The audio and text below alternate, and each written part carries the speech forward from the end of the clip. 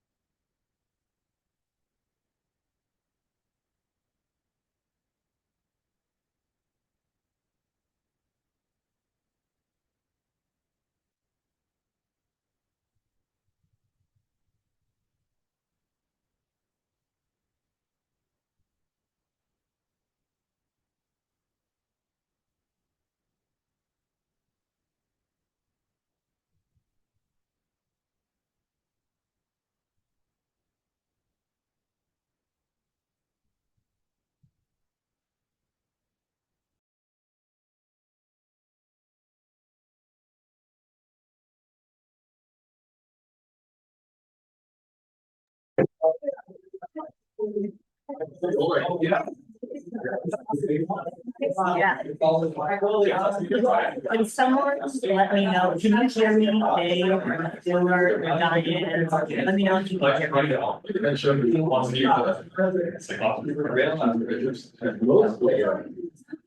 Most of the what is this job? Did anyone reply on the chat? Can anyone hear me online?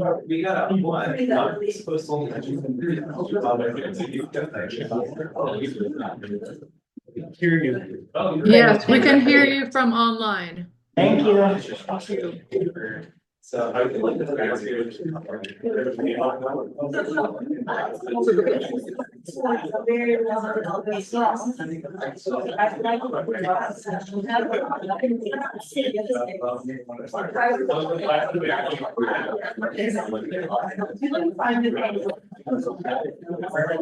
Yeah, they were so much. That's what I'm saying.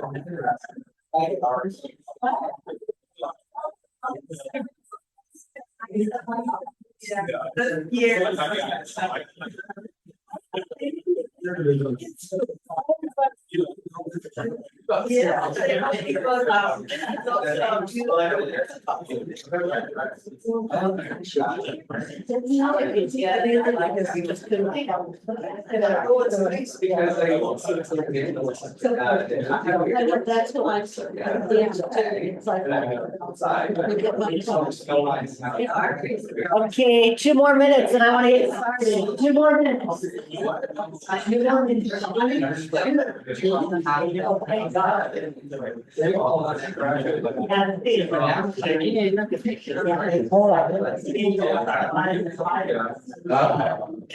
Gotcha. I lose it when you have to mix it up.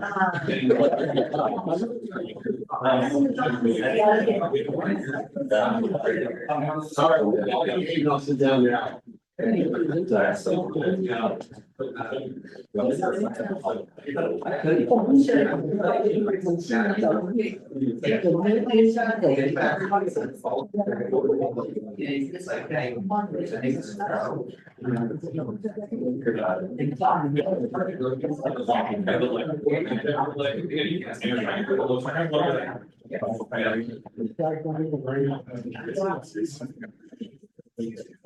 Oh, yeah. I was like,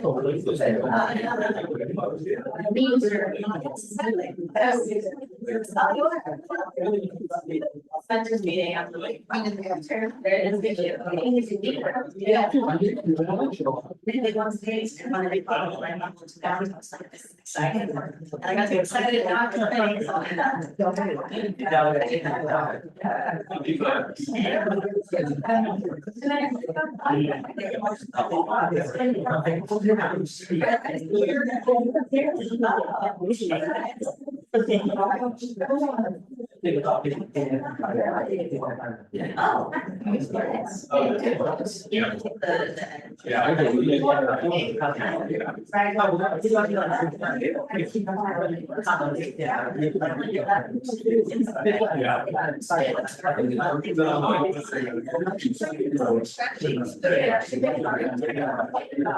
Yeah, I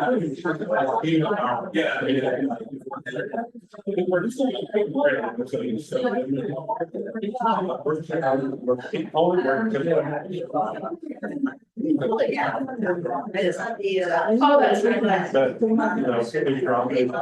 Not my problem.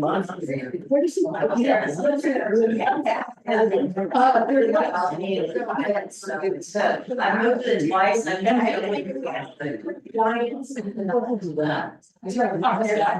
No, Monday I was yeah. He's like slightly closure. He said, yeah, you get like burgers. He asked me, yeah. That's what I was gonna say.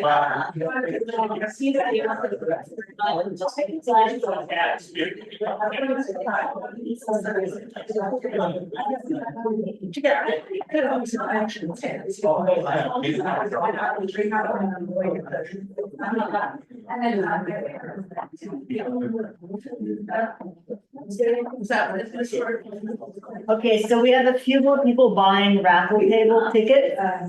So while we're waiting, I have a pop quiz for you from last week. Who can tell me who is the authority on establishing plant biology and accepting actual plant names? Keep gardens. Yes.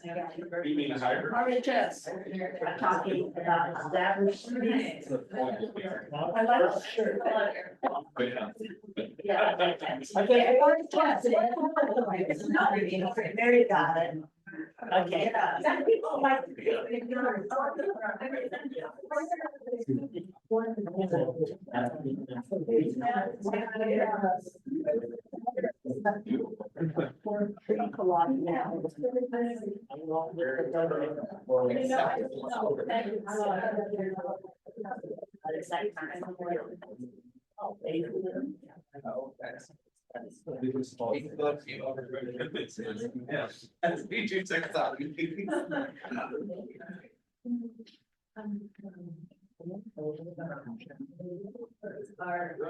Scientific papers. What's your question? Not for now. Yeah. But I thought you just went back to our meeting. You're like, what day is it? I didn't know. Oh, you got your day today. What did you do grass before I graduated? I didn't. You ready? Okay, I used to study in lab, but I'm licensed. Yeah. Yeah. Okay, let's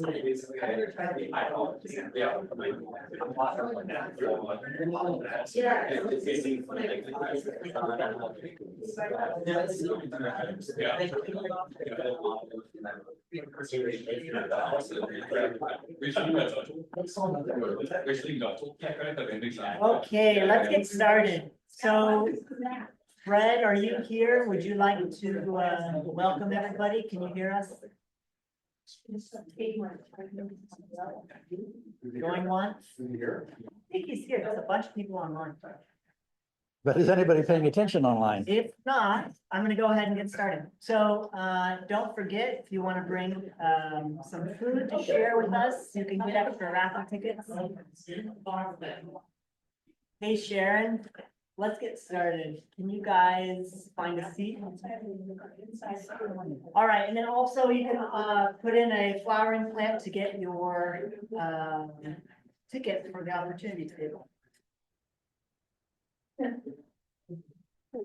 As always, there's Pacific Central Judging. That's gonna be tonight, 6:30 every month. And then another one is happening at the Sacramento Orchid Society meeting. The first Wednesday.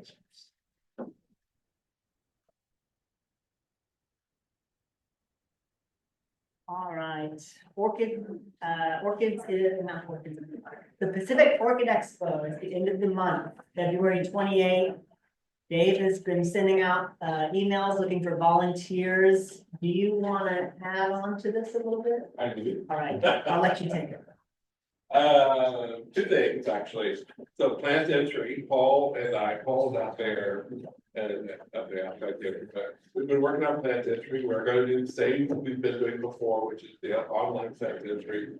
Look for that to come out a week or two, a couple of weeks before the show. It'll also be on the website.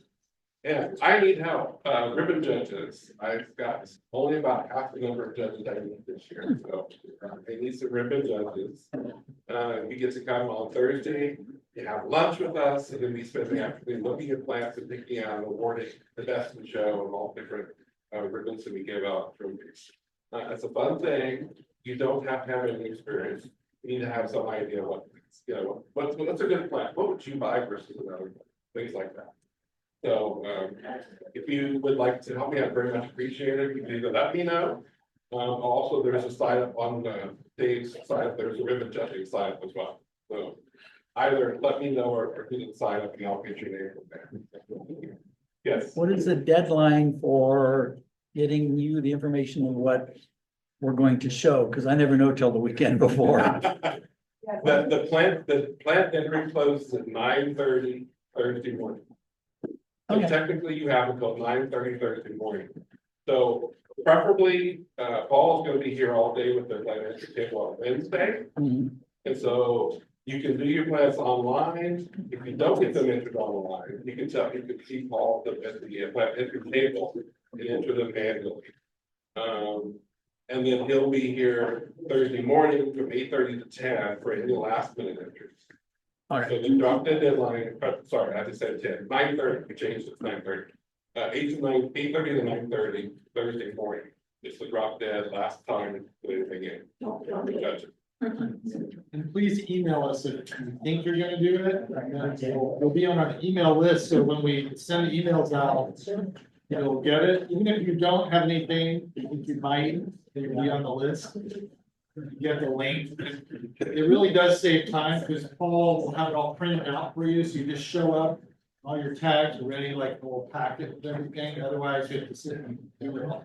And, we all know the plants don't have a mind of their own.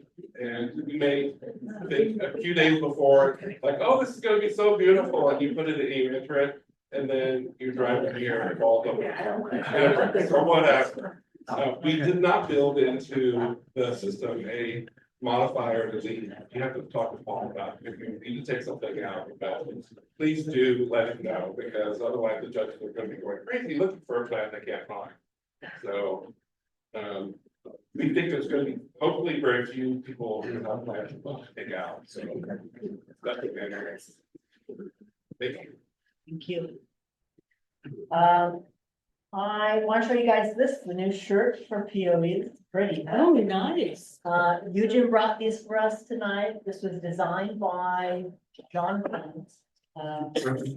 He's traveling now, but, $25, you can purchase one out there, or you can wait for POE. But on a beautiful oxidized blood, I don't know what color this is.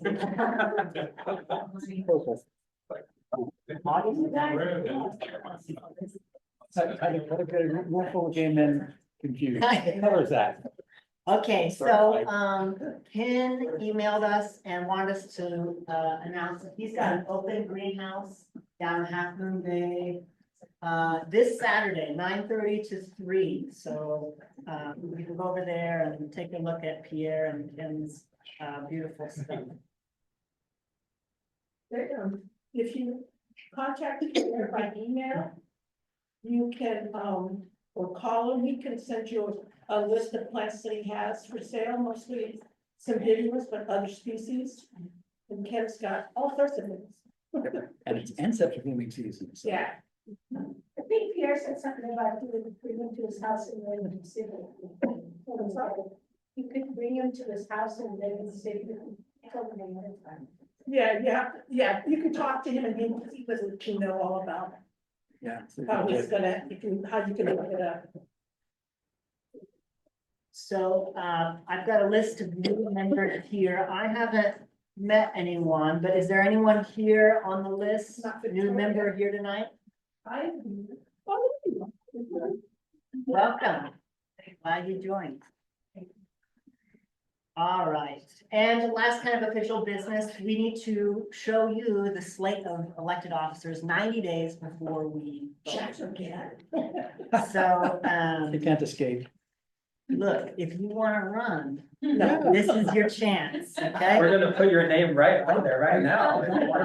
Had to twist some arms, but we've got Jeff for president, Peter, where are you, Peter? Vice president. Treasurer's gonna be Eugene Kim again, maybe Eugene, I shouldn't say should he, someone else could run. Rhiannon's gonna do newsletter, Alan, Rhiannon, Jeff, and Stuart are gonna stay on the board. Anything else you wanna say? So if somebody else wants to be president, I'm happy to support you. I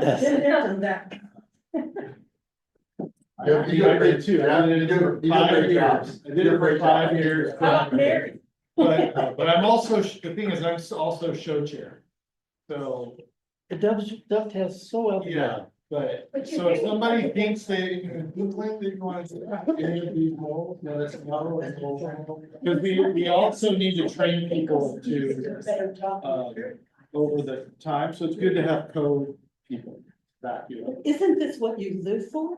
No, but it does, but it does take up a chunk of the. So let's start, Yeah.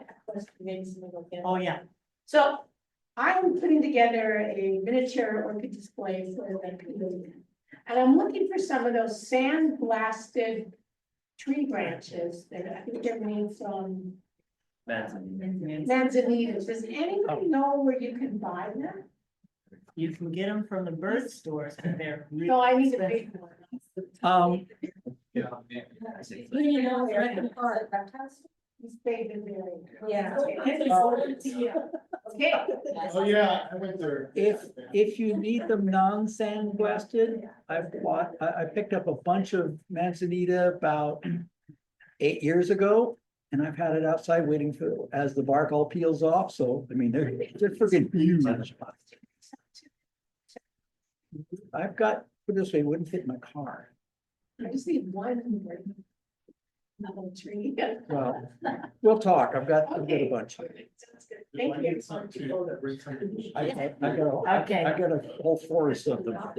So, tonight we're gonna do a venture into vanilla with Alan. Alan is, my good friend and neighbor and started at Orchids, when he was a kid, got a lifetime membership to the Orchid Society. Yeah, got my money back. Yeah, he's got.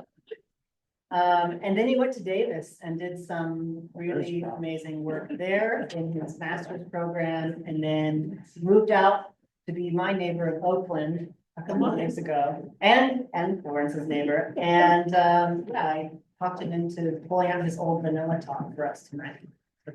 Give him your attention and time. Yeah, right. Can we have the line?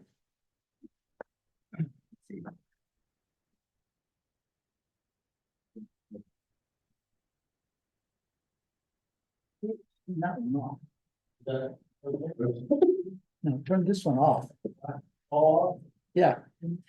Well, at the very least, that one, because it's right from watching on the screen. There you go. Beautiful, yay. Okay, that's great. Yeah. All right. Well, thank you all for coming out tonight. Inclement weather, right? I mean, it's better now, but I'm really happy to actually give this talk because nobody has actually asked me for a while.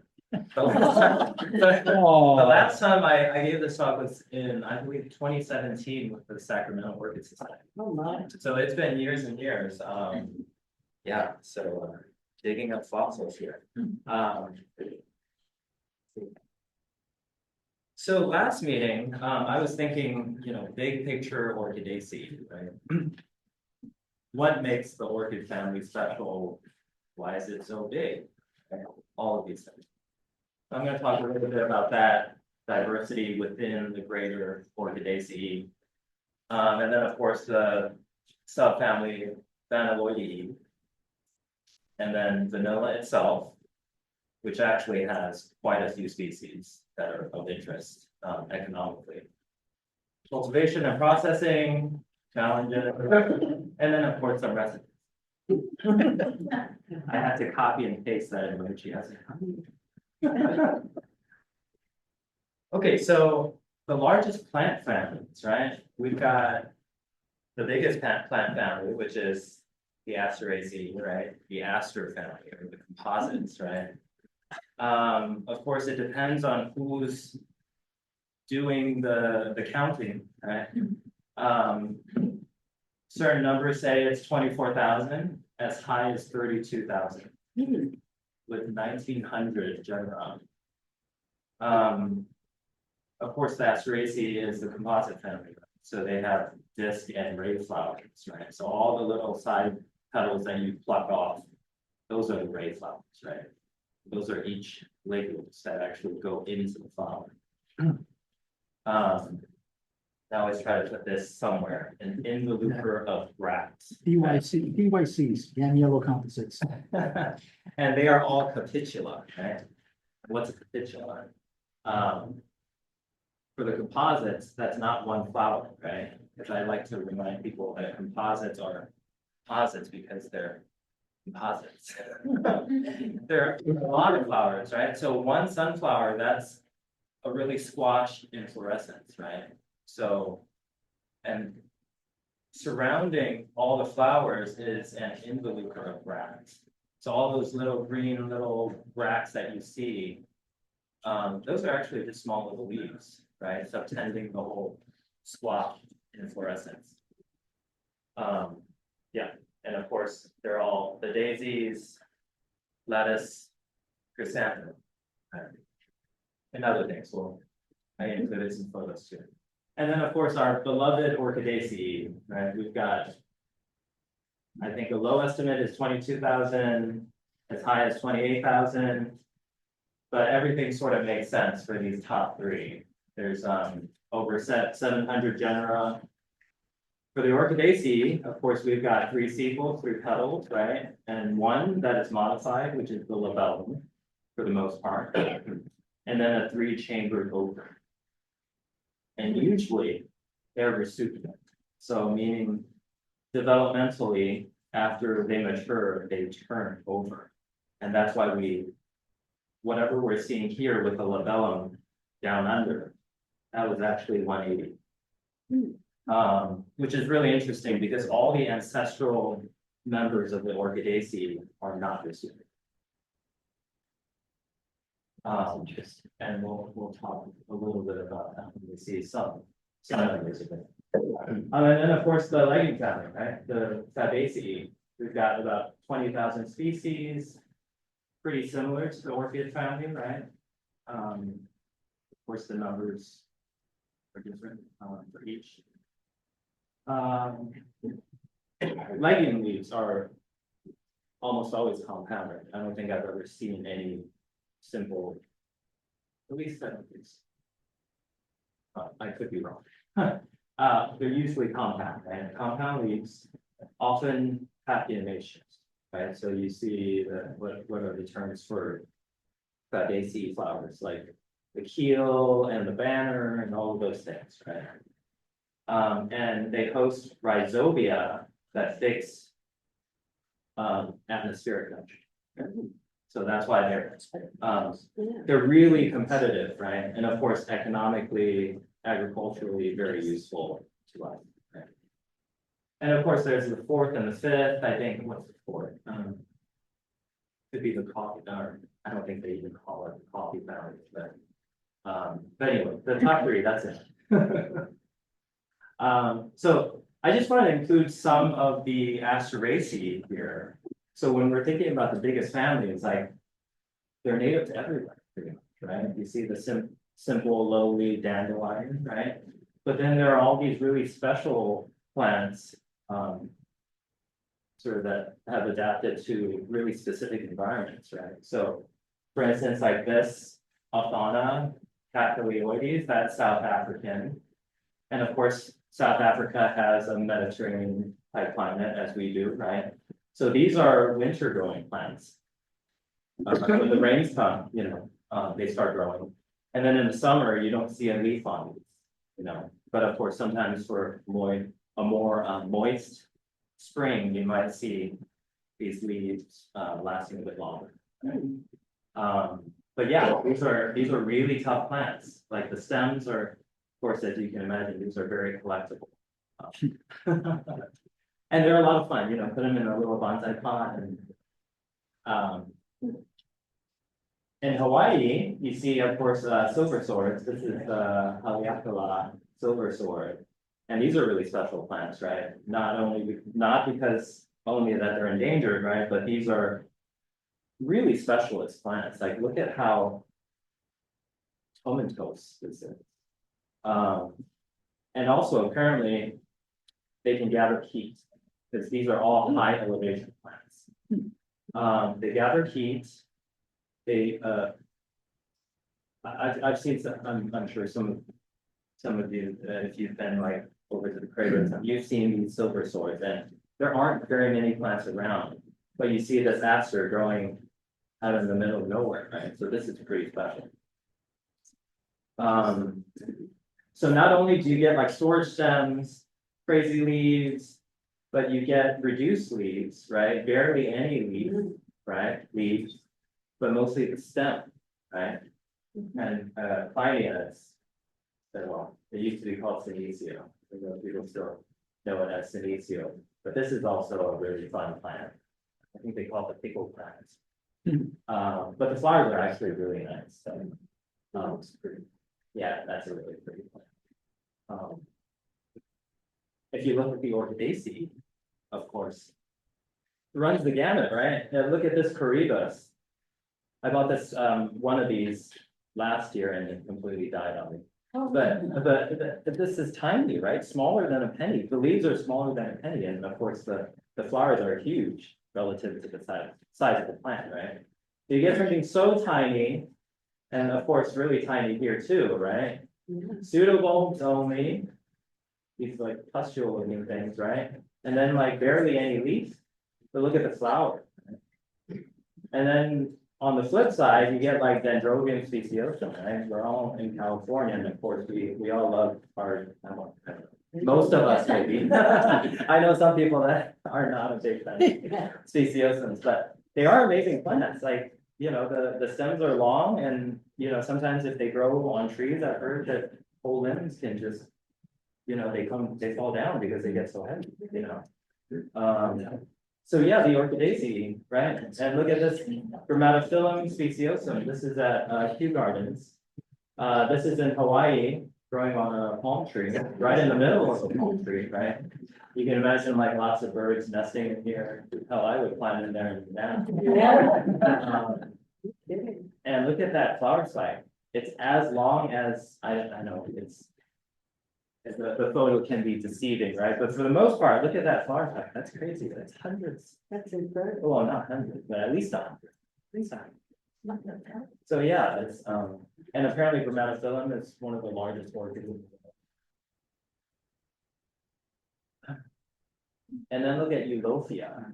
Of course, in California, I think a lot of people grow Eulophia, specifically Petersii. This is pretty hardy where we are.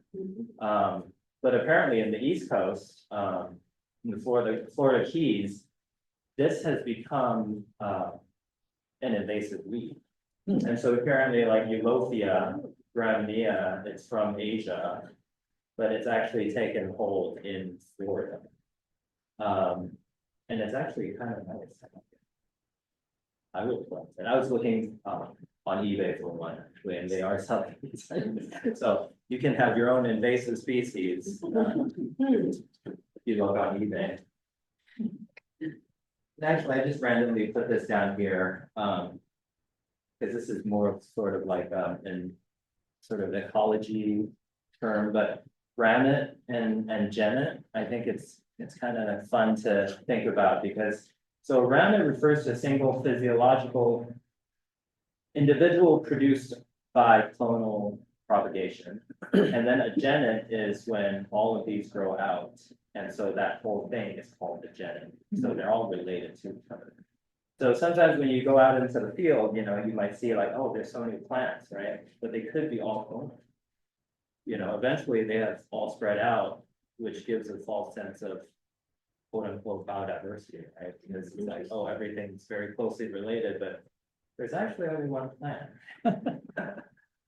Essentially, right?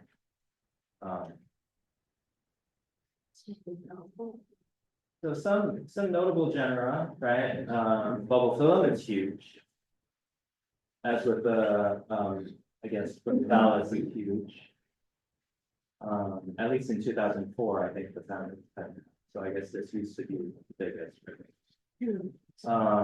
Epidendrum, yeah, surprisingly, it's a whole ton of epidendrum out there. And then all the other ones are actually not too big. Right?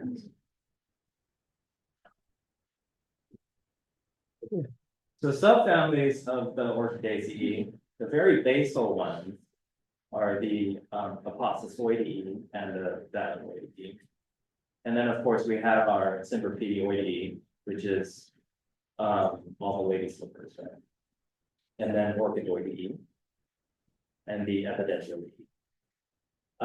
The trend here is that there used to be 2 to 3, originally 3 fertile anthers.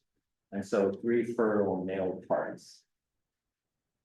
And then slowly, because of selection, they have become monanthers. So meaning only one stamen per flower. And as you can imagine, that's why we have, for instance, in the Epidendroideae and the Orchidoideae, right? We've got bees pollinating, right? We've got bees pollinating, and so that's one massive pollen that gets transported. And that's pretty much 80% of the family. And then so the ancestral condition is taste like pollen, right? They're sort of stuck together, but not really, to aggregated pollen. So this is what we saw last talk, right? The whole tree, and this goes back 110 million years before present. Okay, who knows how accurate that is? Yeah, so this is the whole clade of the orchid family, but apparently the sister clade to the orchid family is the Vanilloideae. It comes from Australia. It's this like really hardy, hot growing thing in Australia. And apparently that is closely related to the orchid family. So here we see, yeah, this is Apostosoideae. And then in the Vanilloideae, we've got the Vanilloideae and Pergonae. Orchidoideae here, that's really small. Epidendroideae here. Cymbidiae, Vanilloideae, Epidendroideae. Oh, I guess Protochilidae. I guess like Protochilus and these other things are down here. Too many E's. Nuvidia and Apostasia. These are the really basal things. Which is fascinating because if you look at these grass-like, reed-like things, right? That doesn't really look orchid-like to me.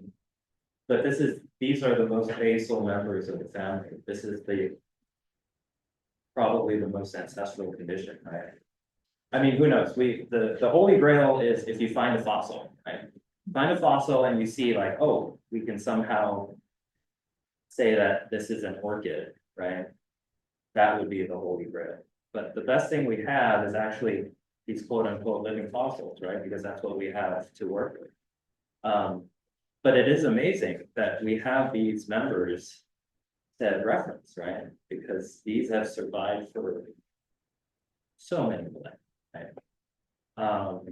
And they're still among us, right? And that's why, you know, when you say that these are people, sometimes we don't use this term anymore, like primitive plants, right? They're not primitive, they're plants that are still with us. We see them right now. So basal versus derived. So this, I believe, is, I think this is Apostasia, yeah. Yeah, so this right here, that looks almost like palm-like, right? Yeah. And look at the flowers. It does sort of remind me of like molasses. I don't know if any of you know molasses, but maybe that's actually been, that's too old of a name. Now it might be moved to another genus. Yeah. Molasses, right? Latifolia? There's still that. There's still a Oh, lot. there's still molasses. Yeah. But yeah, this sort of looks like molasses, kind of. But that's in the Orchidoideae. Yeah. But look at how undifferentiated. Oh, I think the election is evident for you. I agree. I stand corrected. Look at the petals. They are not very differentiated, right? Yeah, it's fascinating. This doesn't look very orchid-like, right? And then look at this, 3 stamens. And then the labellum, it's got a landing pad, right? But this is not so different from the other petals. Right? So yeah, those are the basal members, and we don't have very many. But in terms of the Vanilloideae, we have this, you know, I've not seen it in the wild, but this is apparently native to Japan. It's saprophytic, got large seeds, and look at the inflorescence. It's almost like a panicle, right? It's so very branched. And yeah, too bad it's saprophytic. I would try to grow this. Pretty cool. You might explain what's happening. Sorry? Do people eat that? I don't think, no, this is not one of the smell good ones that we want. You might explain what sacrifice means. Oh, so these are aphotosynthetic. Right, they feed on other things, like they're basically parasitic. And there's no green at all. Actually, Show up when they're little. they just show up. And they're kind of creepy, like there's lots of, they are kind of creepy. All of the saprophytic plants, like when you see them out like in the Sierras, right? The color is striking, right? Sometimes they're like deep red and you're like, oh, is that an alien popping up, right? Because there's no green, right? You don't expect a plant to be, not green. And those are the seeds. You see the ridges on the fingerprints, right? Yeah, they're huge, right? These, and I feel like the flower spikes are very, of course, vanilloid, right? I'll show you some pictures of planifolia, but when they're developing as tiny, and you see these bracts that are sort of jutting out and sharp, and they're whorled. So it's kind of, yeah. And are those very- little leaves at the end? The little bits of green So- at the very end of it? Yeah, I think this is just a bract Oh, that covers the tip of, the tip of Yeah, each of I think the, several of them, do. Yeah. yeah, this is a big. stick. Okay. So these are highly branched actually, right? So this is one raceme, right? This is a branch raceme. Oh, this thing, pseudo vanilla foliata. Where's it native? Australia? Australia. It is not completely saprophytic. But it is somewhat green, but look at the flowers. Because I was thinking, before I looked this up, actually, I was like, oh, if this was growable for us, I would completely grow this, right? Look at how it's growing, all these flowers, but it's not happening, right? Because, well, I wouldn't mind to have like a rotting log in my greenhouse and then, Find out. yeah, that would, I think that I would. got rotting benches. Rotting benches, yeah. You're right at home. Yeah. And this is so weird, look at the roots, Yeah. they're like, are they called hostoria? And do you know what I'm talking about for the fake plants that climb and then they latch onto the walls or whatever they're climbing, right? It sort of looks like that, right? So it's. And look at how big. Damn. That's awesome. Yeah, That's impressive. So you can't grow that, huh? I guess not. I mean, that should win a cultural award. Yeah. You have to bring the tree. Okay, we'll touch upon the Cypripedioideae. And of course, it's all of the ones that we love and know quite well, right? Except for Vanilloideae, right? Because they're huge and reed-like, they're way too tall, nobody grows them. I've asked Equigenera, I'm like, do you ever sell any of these? No, I'm not gonna transport them for you. They used to though. They used to? Yeah. Wow. Do you know of anybody that grows I any? photographed them, I forgot where I saw them, I've got photos of them. Yeah. Something wild, about some competitions. Yeah, a lot of them are, there's not that many species. There's not that many. Highly endangered. Wait, how tall did they get? Do you know? The ones I saw were about. Oh, that's not too That's tall. not bad. For some reason, I thought for like 20 feet. Oh, I. I saw when it was probably 12. Of course. It goes up, it goes in with the Sobralias on the side of the road. The Sobralias are really tall. Yeah. And up above it, you'll see this in the median.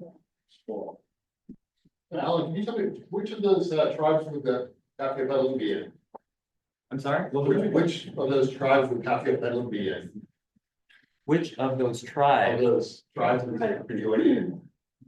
Oh, Or is it one? Cypripede, I guess it's in its own tribe, right? Cypripede. Well, Cypripede is the temperate north hemisphere one, but Paphiopedilum is there's a tap on the table somewhere. Yeah, Paphiopedilum is in the Cypripede.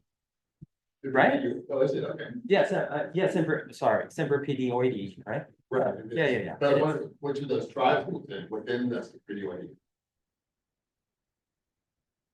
Cypripede. No, they would be in the Cypripede. Yeah, and then the rest are in the Phragmipede. Yeah. And then, of course, there's a special one with, one monotypic. Yeah. Of course, some of my favorites, I love Sandrianum. This is not my plant, by the way. Yeah, this is a special plant. The Jacob's ladder, right? Yeah, so this is one of my favorite Paphiopedilums, and of course I do like fairy. Been grown for a very long time, it's native to India. And who doesn't like that? Yeah, that's super. And then of course the Vanilloideae and Bessia. And then Orchidoideae, I don't grow very many plants in the Orchidoideae, but of course we've had a talk on Vanilloideae. And then look at, what do they call this? Orchis. Orchis, yeah. So you see the little happy face there, and then it's like this little man walking. The little boy flowers. So yeah, a lot of. And it's totally correct. Oh, yes, yes, Okay, it thanks is. for sharing. I think it's pretty obvious. I would say it's pretty obvious, right? You can't miss it, right? It's kind of like the naked man. Okay, let's move on. Of course, it's the largest subfamily, many intergeneric hybrids. And this is most of the family, right? Largely epiphytic, some are terrestrial, right? Some are mycoheterotrophs. And the presence of course, palladium. And this is the distribution of the Vanilloideae. And this is, part of this is due to how ancient this specific plate is, right? So before these land masses all just went to their respective places, right? And the ancestor, really basal in the Vanilloideae, right, was native. And then, of course, now everybody's evolved in their own way. Some maybe kept more of their characteristics. I'm Some surprised that any got perhaps that. not. I'm just surprised any got that far north. Really? Yeah, there's a whole bunch of these. I'm sure Ron can name you a whole bunch. Really? But there, yeah, there's tons. Well, so Begonia goes way that far north. Begonia, yeah. Begonia. Yeah. There's one in Japan, there's two, one in Japan also. Yeah. Yeah, Cleistes, Daciella, Isotria, all of these other ones. Not really gonna talk too much about all of these, but I just wanted to have these here, so. You all can see how many species, 77. Actually, I should have updated this. It's probably more now, possibly. But of course, these are kind of big, so. Yeah. Splitters, right? Splitters, yeah, that'll give you more. Yeah, I think this is, Daciella.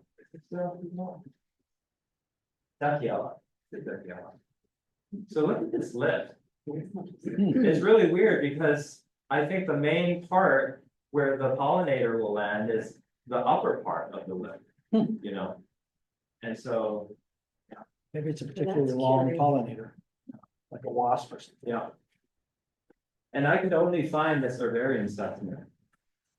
I should have asked Ron. Apparently it has a tuber, but I don't know if I see the tuber. It could be in there, right?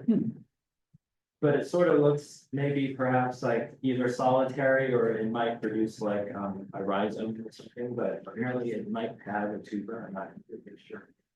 But this is a voucher specimen in Q, I think. House in Q. It's in cute. Yeah. Lysis is here. Sort of looks like a dendrobium, right? The dendrobium. Sort of rhizomatous, right? But pretty solitary though.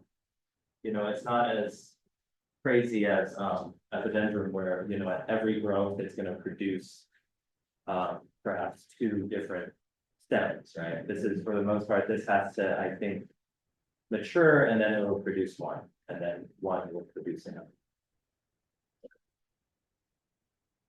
Yeah, those are the flowers. They're very different in many ways, I feel. Curious. Yeah. But let's talk about genus Vanilla. I believe this is Tahitensis, actually. So it's a more skinny plant. I have more photos later. So this is Tahitensis. This is Tahitian vanilla. This is the Davis collection. No, this is not the Davis. I wish this was the Davis collection. Because they grow it in the same kind of fashion. Yeah, yeah. Yeah, this is just in the tropics. But this is planifolia. This is Tahitensis. Flowers of Tahitensis. This is Imperialis, actually. I think this photo was from Davis. I actually brought some cuttings. Derek and I drove to Jeff Tyler's place, and then we stopped at the Davis Botanic Conservatory. So I collected some cuttings of imperialis, so, So the non-potted cuttings are imperialis? yeah, they're What, really, what are the potted ones? the potted ones are, pineapple. It's these, they're about 4 here, so. Some are 2 nodes and some are 1 node. Look at how thick they are. Yeah, So- they're gigantic. They're all hot. They're all hot, Oh, yeah, throw it hot. hot and bright.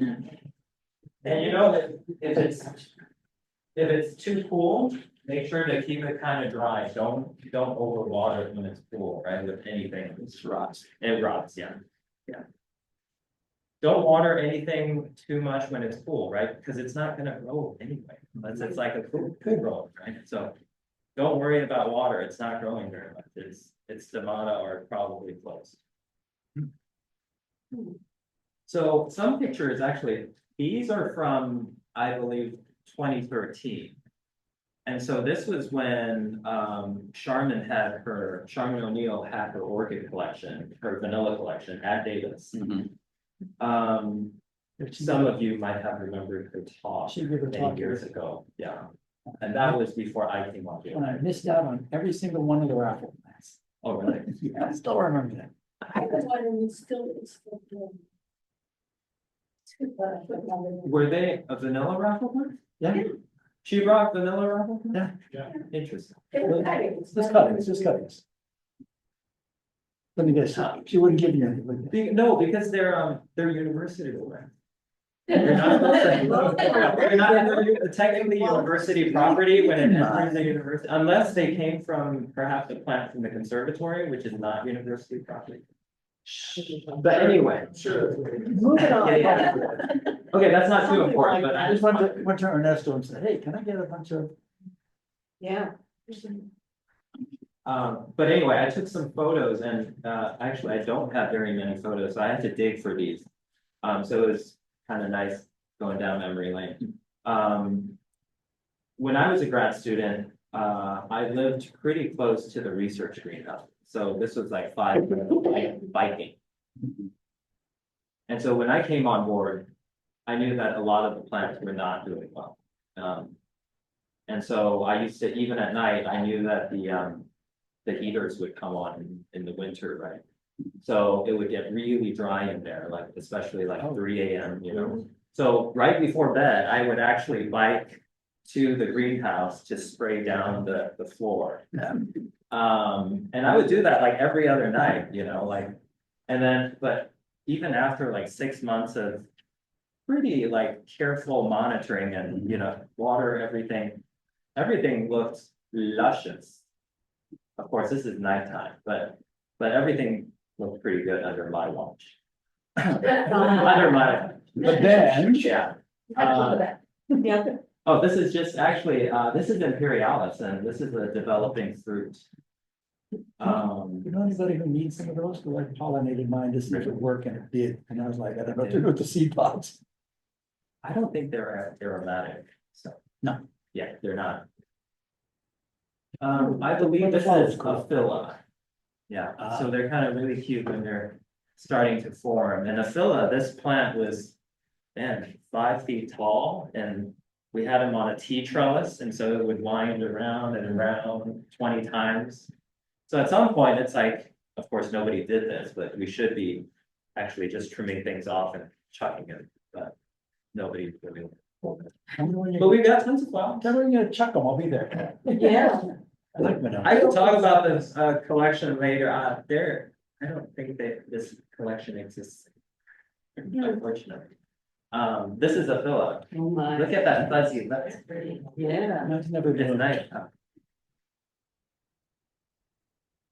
And this is plentiful. Yeah, at least I believe this is plentiful.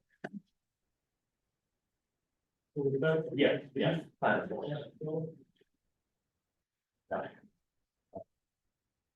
What do you need to do to get it? I think there is. So in the conservatory. Everything gets watered year round on a schedule. And they flower around this time. Almost without fail. Yeah, so some of us still, the old late little Severin, she had a vanilla imperialis in her greenhouse, and somebody told her, you're not gonna flower that unless you let it grow up the pole, and let the end hang down, and as soon as the end it hung down, it started flowering Oh, it's reliably, yeah. an option. Yeah, It was even better than that, because she asked this lady how she can't get it to bloom. And the lady looked at it because it went all the way down the ridge and go, it'll never bloom like that. What do you mean? So she cut off the roots and let it dangle and. Okay. That's why they tend to do this when you're commercially producing them. Yeah. Because there's always a down. Yeah, well, we never had a pole that could be tall enough for it to climb forever, so Ah. definitely it was looping around Yeah. all the time, yeah. But yeah, this collection became kind of unruly. I never, this was never identified, I think. I, as far as I know, I don't think this was ever, this has ever flowered for us, so we don't. I don't think I knew what it was.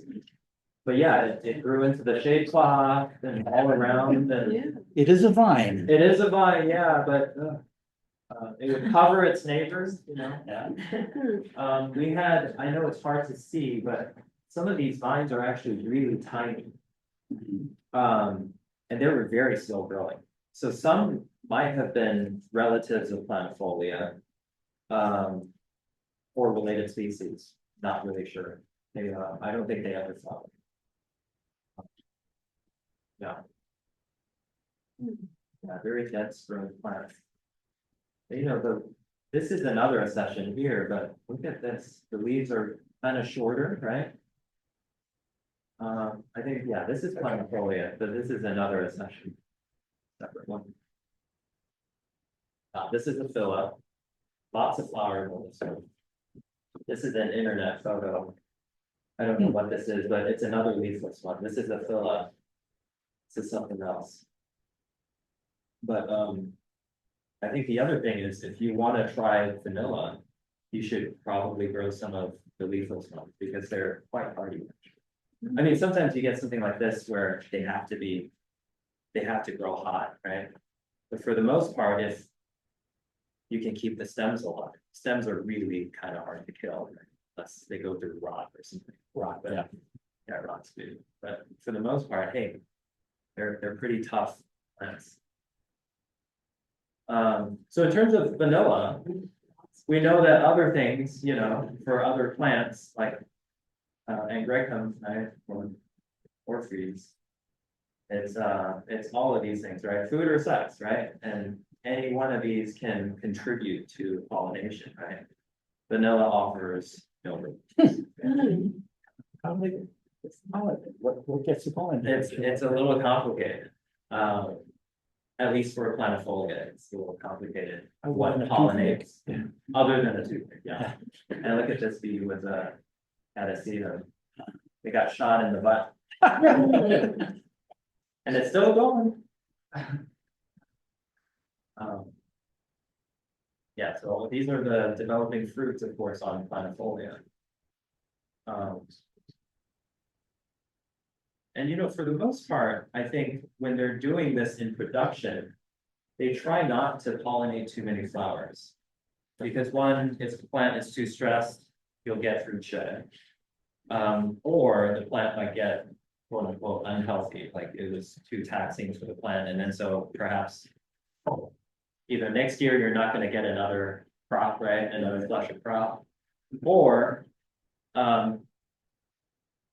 if conditions are no good, your plants are more unhealthy, right? They're more likely to rot on you or die on you from biotic or abiotic factors, right? So that's something to consider. Parts of the vanilla flower. Of note is the rostellum.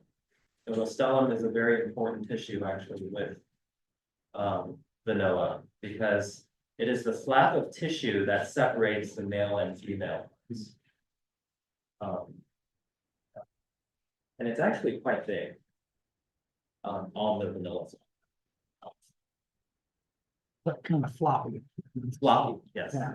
Floppy. It's not like a Cibidium where it's like a wall. Yeah. And it's quite thin. Yes. It's quite thin.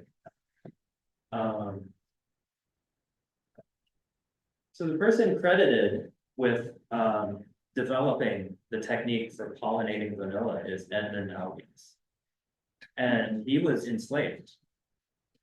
But in 1841, at the age of 12, he actually developed that technique, which was mind-blowing, right? But apparently he was with the slave owner that was a botanist. He was a horticulturalist, and he would follow him around. And of course, he himself was a horticulturalist. You know, he had, I would say, probably a good eye. He noticed things that happened. And so he was the one that tried it on vanilla, and it worked, right? So before his discovery, the island of Bourbon was only limited to 50 kilos every year. But a little over 30 years later, because of his discovery, 200 tons, which is completely nuts. That's impressive. Yeah.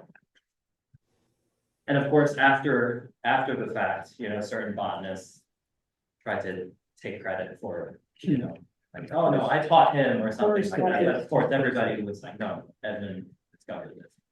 Black History Month. Black History Month, exactly. Yeah.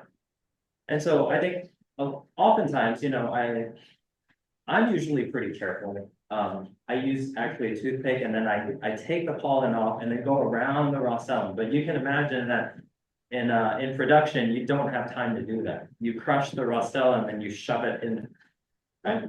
You shove it. Rather rude. Rather rude, yeah. But at least it gets the job done. And I think with vanilla flowers, it's actually kind of interesting because it's sort of tubular. So there's sort of like a floral tube. And if you pull the labellum down, you'll actually rip it in half. So it is somewhat of a tube.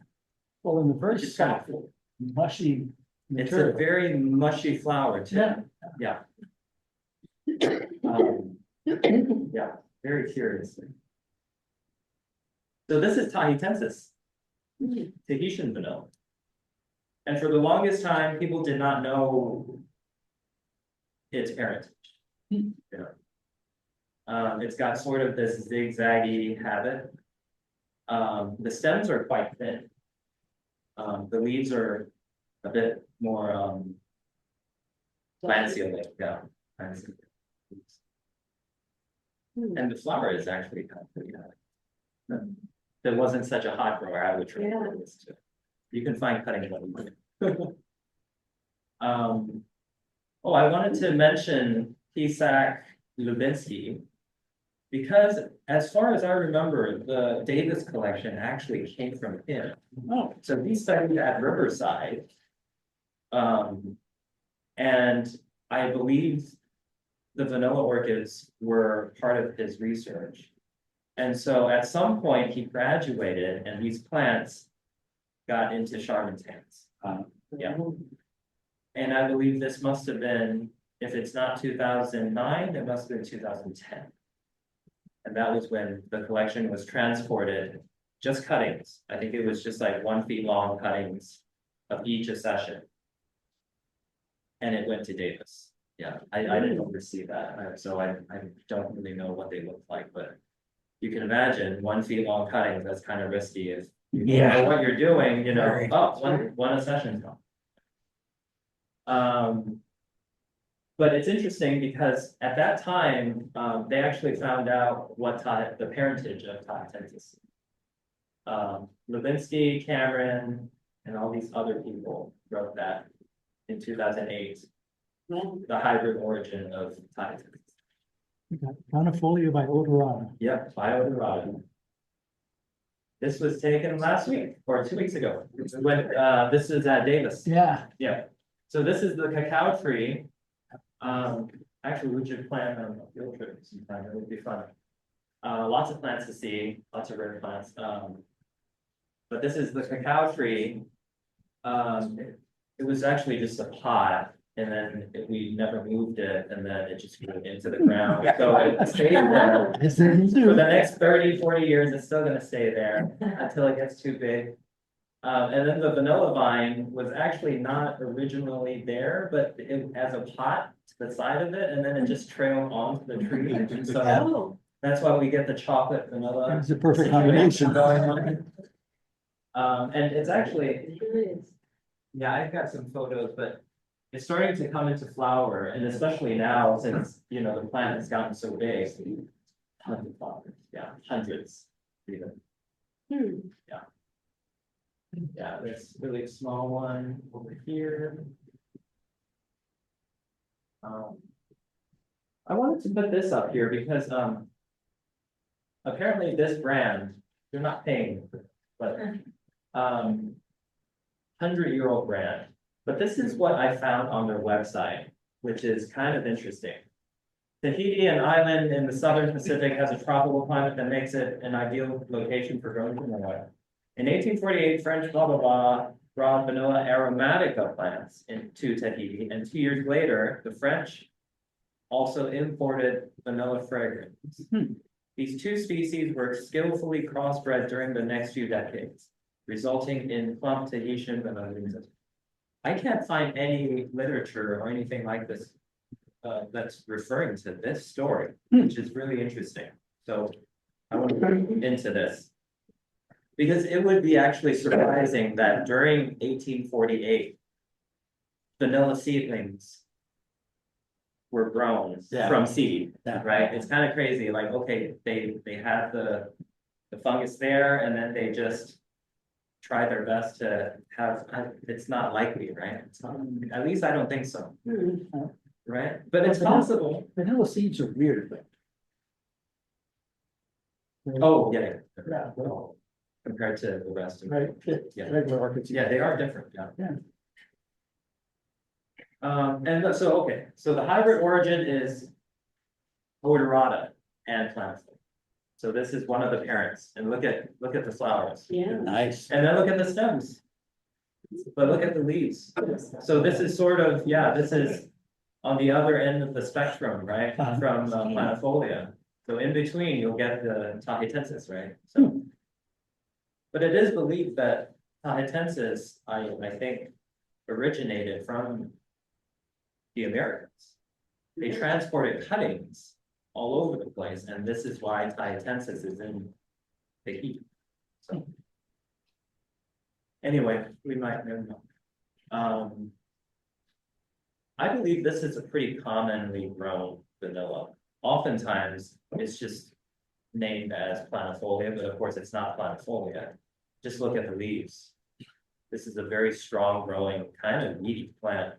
But the flowers are really big. And this is Pompona, this is from Mexico. And this is one of the fragrant ones. Yeah, I think they do use this one commercially. Oh, this was from many years ago, Snopes. Mexican vanilla and coumarin. Does some Mexican vanilla contain coumarin, a substance that causes liver and kidney stones? The claim is true. I don't know if this is still true, but this is from many years ago, so who knows? But don't, I think the heart of the matter is don't buy cheap vanilla anywhere, because if it's too cheap, you know that it's going to be fake. Yep.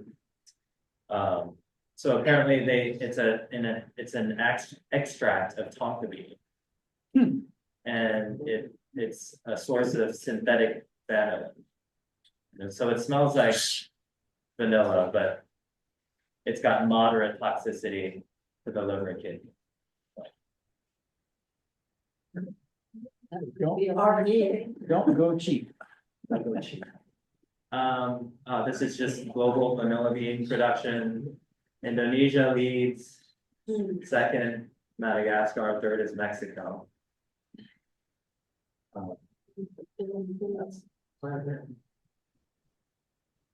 Some diseases. It's challenging being a vanilla orchid. Yeah. Yeah. Especially these days, you know, you get Tough life. tornadoes, you can't even grow, winds that topple you. Shedding of fruits. But the main thing is Phytophthora and this fungal pathogen, illegal trichome.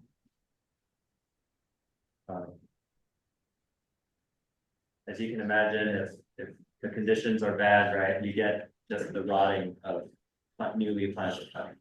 That easily happens to all of us, right? To all of these. Fusarium, big. Yeah. So there's a lot of opportunity for using wild type and breeding resistance, right? We could use that, but perhaps we understand the mechanics, right? Gene editing, even whatever. I don't know of anybody that has transformed vanilla, but I'm sure there was enough money put into it that we can transform vanilla. Just some photos from out in the field. Yeah, if you want healthy plants, you always want to, you probably want to make sure that there's some empty space, That probably doesn't look too good anyway, right? You always want to put new stems where they can re-soil, right? Because it's really risky to have one stem and a whole bunch of upper parts, right? And then if that stem dies, you're kind of screwed, right? So that's with any plant that we're growing, right? Any vine that we're growing, we're trying to refresh the roots so that it can go back into, right? Harvest and curing, 7 to 9 months to reach maturity. So that's a really long time. A lot can go wrong, right? During that 7 to 9 months. So curing starts immediately after they're full grown. Silos can be taxing, of course, and of course, very labor intensive. So killing the green, right? Anytime, just like with tea leaves, right? This can be accomplished with hot water, freezing, baking, with direct sun. Okay. And this starts the process that gives vanilla its aroma. The sweating, this is to draw out, the first step to draw out the moisture content out of the beans. And then they're dried. And this is a lot of work. They're laid out, they're ventilated, takes months. And I believe you actually have to go through with your fingers to straighten and massage the beans so that they don't look too wrinkly. So nobody wants a wrinkly bean. Yeah. Yeah. So when beans are at their desired moisture content, less than 25%, then they are they're put in these sweat boxes. Yeah. And of course, we think like, oh, these are all done in like a separate conditions. No, my foot is out there. I mean, it's hot. Then they're sorted, they're graded. Also, we want straight beans. We don't want curved beans. Is that just cosmetic? Probably. Well, when they're curved, I think they're more likely to be split when transported. I think that's probably it. But aroma-wise, everything else doesn't matter. How do you make vanilla extract? Has anyone made vanilla extract from beans itself? One. It's pretty straightforward. So if you want to make a gallon of extract, just get about 100 beans. And you could get these, just source these wholesale. And they can be the worst grade beans. I don't think it matters. There's like A+ beans. You don't need A+ beans, Martha Stewart, right? Just get a whole bunch of beans and some high proof alcohol. Everclear, yeah, it's fine. It's fine. It's fine. High proof. Yeah, exactly. And then if you want to make a smaller amount, about 6 beans to a cup is good. Yeah. It's just like making like limoncello. Like about a month, you get, I think it's flavorful enough where you can use. Or like 6 to 8 months. 6 to 8 months. Oh, and then there's this chocolate drink, actually. So 3 tablespoons of ground cocoa in a mug and then fill with hot water. And if you like spicy, you can add a poblano. Fresh, of course, poblano is fresh, right? And then if you want habanero or extra spice, you can add that. Yeah, if you want, yeah, if you want less heat, you can use bigger pieces. Yeah, they will sink to the bottom, but finely chopped, of course, they'll float. For a more bitter drink, I don't know why you would, I'm not a big fan of bitter drink. 2 chocolate beans, dried and chopped. To sweeten, you can add some sugar or honey, and then you can add some vanilla. The other thing that a lot of people add is corn. Yeah, at least I think in Mexico as a traditional drink. More of a sort of sustenance meal type thing. The food of the gods. And I will end with a few things that I'm really annoyed with. You ever see French things, right? Yeah, does this look like vanilla to you? And it's up, why don't you flip it? Yeah. Non-recipient, right? Non-recipient. Some video. Right, and then whatever that is, I don't even know what that is. But this is Cymbidium for sure, but that is not Cymbidium, right? That's not the same as that, right? It's That's almost not- like a dendrobium. And look at that. What the hell is that with It's the like a it's daffodil. circular? So that, yeah, all of these things kind of bug me. Look, I think this is Sphazoglottis, right? I think this is Sphazoglottis. What the hell is that? And who knows what this is? And then of course another Yeah, Cymbidium. definitely some video. Can you ever put a real vanilla orchid, Cymbidium. right, on the cover of anything, right?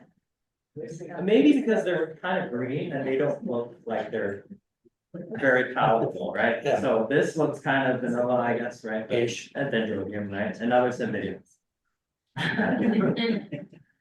Okay. I'll understand.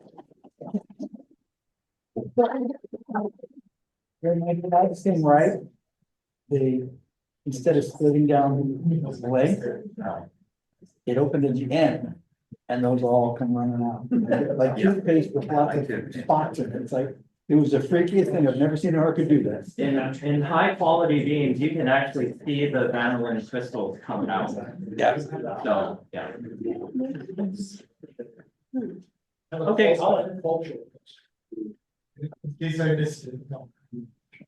So I was trying to grow from a cutting. And it was growing all over the place with crop leaves. But I tried to take it off the destroy my green. And then it died. And so I started over and somebody told me that I should, the crop roots aren't good enough to sustain it, that it needs to like have regular, like, so just be in soil. You know, that's true. oh yeah, the crop roots, I mean, unless you watered it like every day, the problem would probably eventually be okay, right? Because if it got enough moisture. Like a mist. You know, every day. So I got It something dried out. like this, and it lived for like a year. So we never did. Did it ever develop root hairs onto the mount itself? There were no mount, it wasn't a mount, it was a trellis. Yeah. I got something like. Mine was in dirt. Like it's like fairly. If it's humid enough, you'll see that it will actually grow down. Yeah. When they grow into everything else. These are possible. Yes. They're developing. So if I put that in the ground, that should be a root, it's just that it's not touching the soil. Well, this came from the ground. It grew into the ground.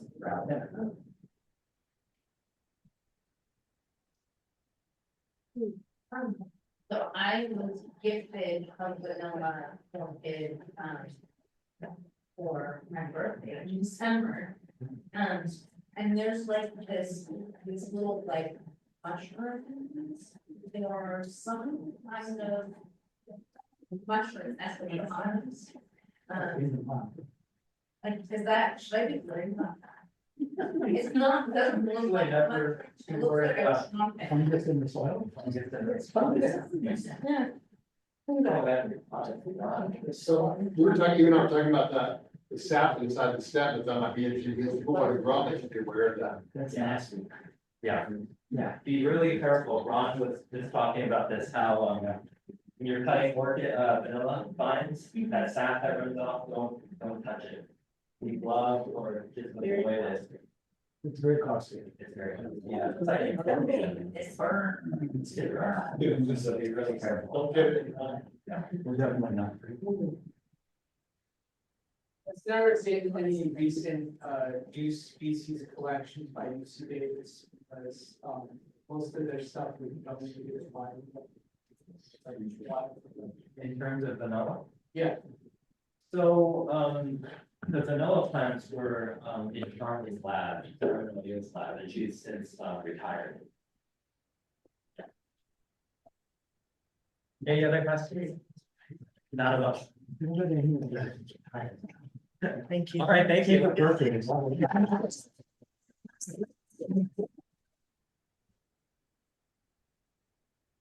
All right, we're gonna move on to show and tell. Do you want me to change the slides for you? Anyone read the chat? I can also.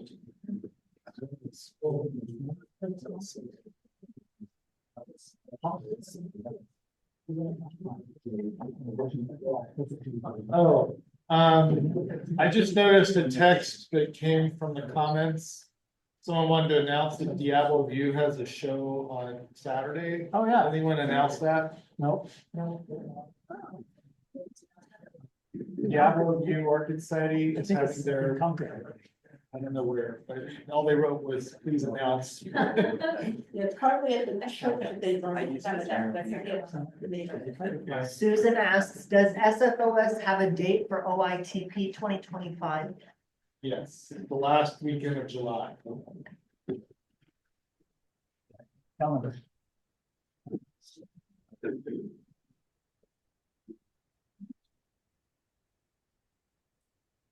Yep. Same thing.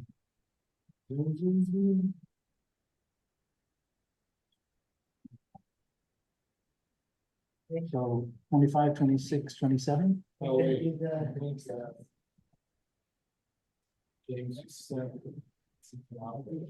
Okay. So 26 and 27th of July.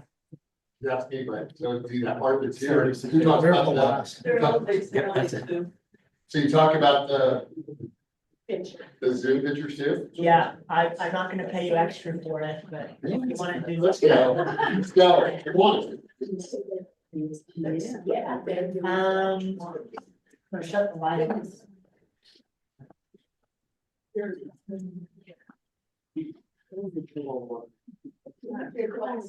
No, I can see that one. All right, so I've not done this part of it before, but Barbara Market brings in this book, Nara, Nick Smith, but I'm guessing that the clone name is Paradise on that one. And both Nara, it may just be a BLC, a Brassilatum cattleya or Latum cattleya, depending on the parentage of the new generic orchids. One of the splash middles of Valora. This is a Rubicandus serena. It's a vandaceous orchid, maybe some monopodials related to vandas and such. So it's absolutely not a Volcom Annandale. It's the lower name, the Rubicandus serena. It's there are probably a couple dozen species. This same species comes in a fairly bright yellow orange color too. Is this Epidendroideae? Yes, yes. All the epiphytes, I think, are Epidendroideae. Okay. And then, of course, many others, but, so I don't know, this looks like well, it says, it looks like Cattleya mini, but I have no idea. It's also run by Barbara Markham. It looks like it's, Umula or something small, like Umula and such. Big Plum brings in this, Capipellum. It's actually not Patricianum, this is Volosum. So, it's a coolest growing species. She's growing it outside here, which is amazing, but she kind of lives in the banana belt, so I can see this one doing okay outside for you. It's growing with a begonia, so. Yeah, Jeff Harris brings in this Vanilloideae halapa Lawrence Lynn, which has an AM, AOS, award of merit, AOS, by a Brassicatlia Mackay, which is a primary hybrid, and I think it's MAI, KAI, Leia, and it's also got an AM, so it's got awarded parents. Odontoglossum Vanilloideae, Madison Heights by Odontoglossum nobili, so one parent of the species, monarch, as clonal name for means it's been treated as a genetically evolved form of that species. That means, so when you have the cross, it means that the hybrid has not been named yet. Well, or you don't know that it's been named. You have orchid whips because they do that. They give the name. It's a matter of care. What was on the tag? Okay.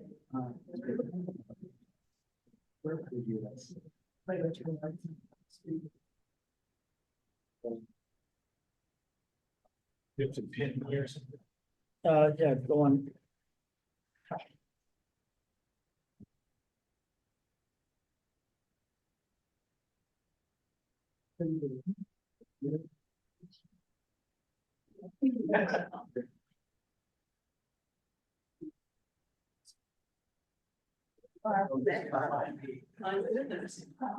That's one pair.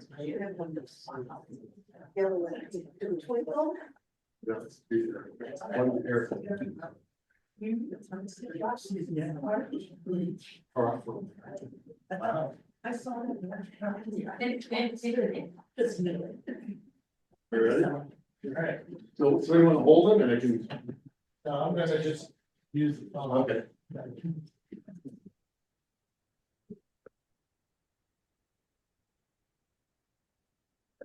So Victoria brings in this Lely ancestors, the form of cerulean.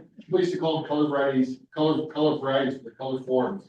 Varieties is a different meaning when it comes to taxonomy. It means it's like a regional population that's different than other populations within the species. This is a form of the cerulean form, and this is Caroline, clonal name is Caroline, has an HCC in the AOS. So Victoria, our new member of this society, long-standing meaningful and others.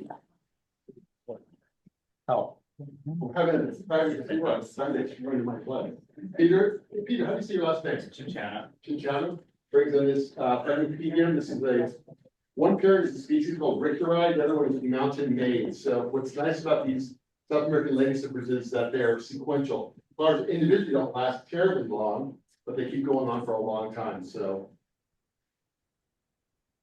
Mary Garrettson brings in a slew of species, so we'll just get by now. Happened to her one time, but she hated the person that ever wrote it. Wasn't me. So she brings in this Restrepia. This used to be called Schlemii. I say a little Restrepia at home called Schlemii. It's actually Nitya. It's a little tiny thing. It's very, very cute. We have these Caprimulgus, the flowers. This is probably Attenborough, Mary. Yeah, I think so. The flower's not open though. This is really cute. This little area around Boidalus. It's one of the smallest in all the area. Alan mentioned the group of Cornucoideae area, and its relatives are in that group of orchids. She has a master bag called Ventricosa, which is very close to Nidifica, which is a very common species. This one is not as common, so Ventricosa. Ventricosa means that it has a waist to it, a pinched in thing. If you see the profile of the flower, you can see there's a little pinch behind the flare of the thing and before the tube of the flower. So there's some things here that are now, I don't like this myself, but they're now Oncidiums, but we're known as Sigmatiscalyx. It's a very cohesive group of plants and probably 24 or so species. This one is Oncidium morganii. Really, a very characteristic lip on this group. So Morgania, she has a couple others. This is one called Unguiculatum. Unguiculatum means clawed, which means it has something that's very narrow. So you have the flower, really, really long, narrow spot, and then you've got the label on the lip. So it's got like claw. This is this is nothing that really irks people's taxonomy. About taxonomy is the name changes. And so Dendrocolum have switched to collagen recently, and with our books, I've had to come to grips with it, but Denver column itself wasn't a cohesive group of species, it was actually 3 different lineages, that's why they put it into collagen, so it wasn't one cohesive group of species. And Ray brings in another mastoid of Hertzii, really bright orange, it's interesting, as it came out, it was discovered relatively closely to several other bright orange species from Ecuador, so Hertzii came from Alexander Hertz, who passed away recently, very well known taxonomist, who lived in Ecuador, and there is not a Capstiella called Mirabilis, and has this cute little, cute little foot to the back, and a little claw at the back of the flower. This is one of my very first orchids I ever had, was this Oncidium species, Chirophorum, and I think I mentioned it at a meeting recently, but people go, oh, that smells like stale beer. No, it smells like lemon pledge, so you decide. It's a really unique fragrance, and this is actually one of the best I've ever seen. And I saw this was in the judging. This is Tom's. Tom Wall. Yeah, so I think it's, I mean, You got it. did you get the award? Oh, cool, excellent. So CC is excellent. It doesn't matter much to me, something like this, culture, it does mean something to me. But CEC is a certificate of cultural excellence. Yep. So it's 90 points or above. It's not commonly given, and that's well deserved. So congratulations, Tom. Yeah. That's a Panamanian and I think Colombian species. I forgot where else it might occur. I don't know much about that. Who brought in this medium days? I saw somebody bring it in. The days. Oh, that's right, Victoria.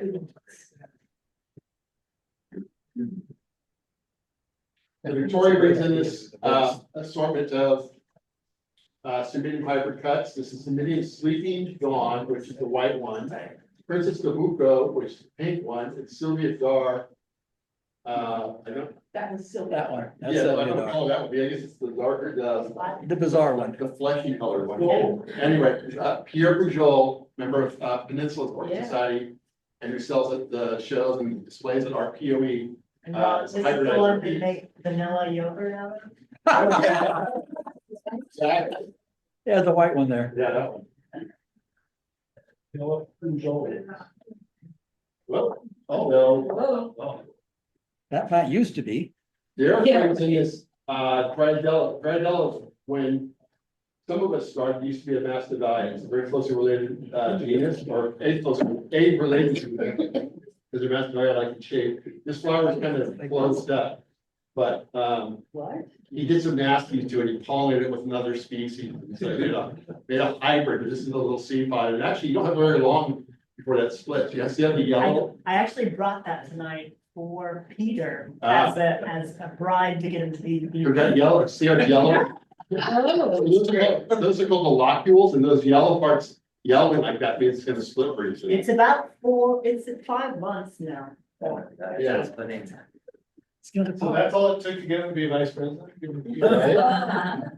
So Justin Peng, That's Justin, I saw Justin earlier, brings in You this got it big. Platystellium misera, so this is the amazing thing, is misera, I don't know if it means miserable or what, it's like tiny little flowers. It's itty bitty. It means miserable. Does that mean miserable? It does, yeah. Anyway, these are just, it's just getting going, it's gonna have tons of spikes, they go on for quite a while because they're sequential flowering, you have 2 or 3 open at a time, but it can go on for a long period of time. Bill Weaver brings in the Cymbidium Memorial Leland. The Williams, Leland Williams, God, are you a doctor? No, just my handwriting. Huh? Just my handwriting. There you go. Christiana by Red Beauty. Christiana's a species. I can tell you about species. Yep. So Jeff brings in, Jeff, the holder of the plant, the owner of the plant brings in a Parkeria Whartoniana. Usually the ending of the species name is the same ending as the genus, Parkeria Whartoniana. This was already on. This is the one we saw on the screen before, the Vanilloideae nobili.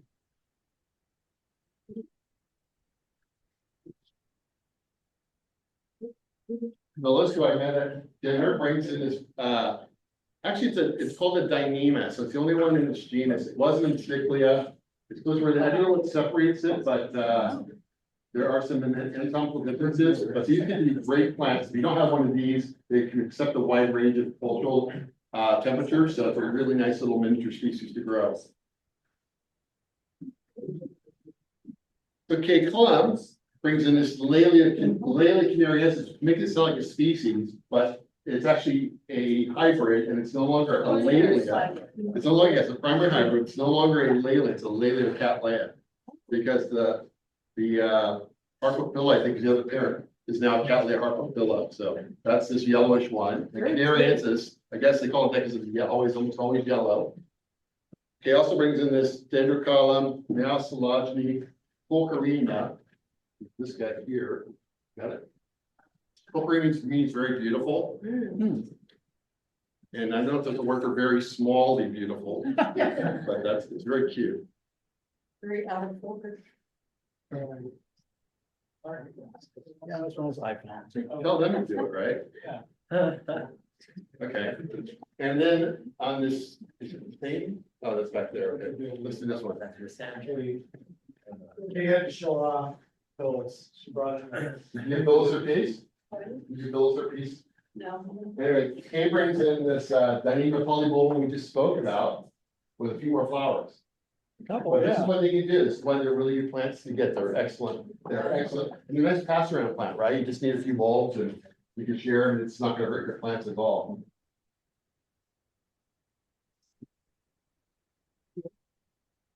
Sean, Sharon, sorry Sharon, I should know, or Palmasaro? Jeff. Palmasano brings in this Papillon Ruby Paradise. So it's one of the vinicolor type, the Vanilloideae types. Well, now it's looking really gone. We can't wear it here. There you go. Be aware of your surroundings. Yeah, well, who knew? Situational awareness. How beautiful, why? I gotta get 10 minutes. All right, so we have a Bill Weaver plant. He brings in this Laelia anceps, this sandbar colossal. So Wow. those of you who know me know I love species, and what irritates me is these ones where they cross different species, different varieties of species that would never occur together in the wild. So different anceps from different parts of Mexico, they cross, in Guatemala, they cross them together. So to me, it's almost a hybrid, but it's better than regular hybrids. So Hybrid. this is Sandbar Colossal, Santa Barbara Orchid Estate, one of their breedings. Another Laelia anceps, this is a lineata type. You didn't bring the speciosa down. I have one, Lily, I thought. This is the, I can't read mine anymore. I think it's called a lineata type, the stickings in the petals, and it's 1659, a very original. Yeah. Wow. And I don't know where I got it from, so I have no It idea. sounds like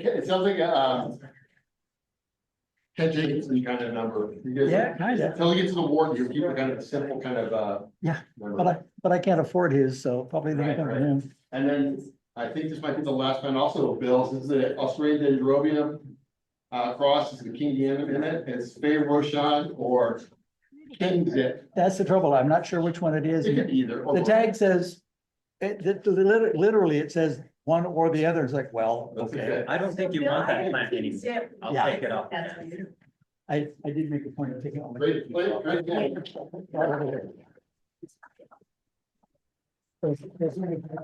Okay, thank you all. We have this beautiful raffle table from Jeff Tyler at In Situ Orchids. He donated a bunch of plants, gave us some more. We have also a member donated a bunch of vandas and other things. And then Louis, you want to tell us what you brought in? He's donating these as well. Sure, it's Alocasia black regal sugar. They're freshly. Okay, cool. So big raffle table, go buy your tickets and then we'll do a raffle. I mean, for two.